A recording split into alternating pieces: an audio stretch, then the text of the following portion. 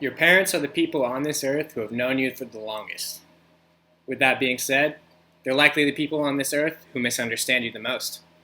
Hello, everybody. My name is Christopher Kuehl, and today I'm going to be discussing the importance of nonverbal communication and how it influences parent and child relationships.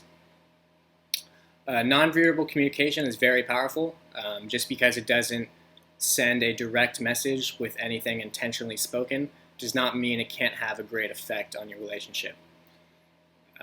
How you use nonverbal communication can greatly help or hinder your relationship.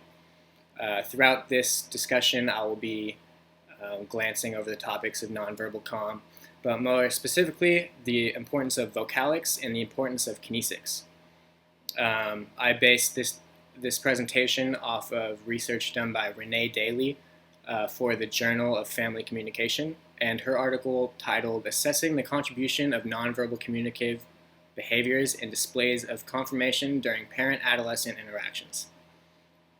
So basically, to understand this article and the title alone, we have to define a couple things, the first being nonverbal communication itself, which is any communicative behavior other than written or spoken language that creates meaning for someone. So anything you do with your body, anything you do with your voice, your touch, that creates a meaning for someone is nonverbal communication. The other term that we have to describe here is confirmation, being the degree to which messages validate or accept another as unique, valuable, and worthy of respect. So basically, confirmation refers to the acceptance of a message from the receiver for the giver. This has to relate to Chapter 2 of our textbook. We learned about nonverbal communication, especially kinesics and vocalics, that helped me really understand how nonverbal communication can relay a message to somebody. Vocalics, to define that, would be vocal cues. So what you do with your voice, how you use it, not what you say with your voice. And the other one being kinesics, which is human bodily movement, your gestures. If you're slumped over, head rested on hand, that gives off the impression that you're uninterested. So the hypothesis for the research article had to deal with the level of confirmation, and they thought the level of confirmation between a parent and child was positively correlated between the pleasantness, involvement, and expressiveness of their nonverbal communications and their actions. And so the question being, do a participant's nonverbal behaviors influence their partner's nonverbal behaviors to predict confirmation? They found out that there was a positive correlation between confirmation and pleasantness and involvement of nonverbal communication, but not with expressiveness.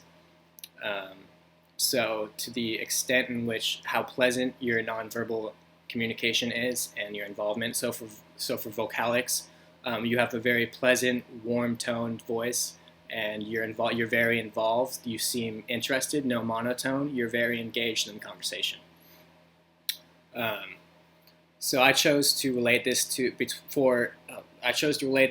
a relationship between my father and I, and how nonverbal cues have affected our relationship over time, and the vocalics in which of our discussions need to change greatly. I have found out. By looking back, remember myself talking in monotone, seeming disinterested in conversation, which would make him step back and realize he's the one giving more to the conversation, which may not have been true. It's just my nonverbal communication was giving it off that way. So I've learned greatly to pay attention to my nonverbal cues that I'm giving out to greatly help all my relationships, not just the one with my father. The kinesics is hard to do with a distance relationship, but when I come home, I have to remember that my body language has to show interest when having a conversation with him. So learning about nonverbal communication is very important, and it can definitely help you with all of your relationships. There are many factors when you're having a conversation with someone, and rarely people think about nonverbal communication or what they're doing with their body. And it's a huge indicator of how that conversation will go. Because as Mark Twain said, actions speak louder than words. Thank you very much. Have a good day.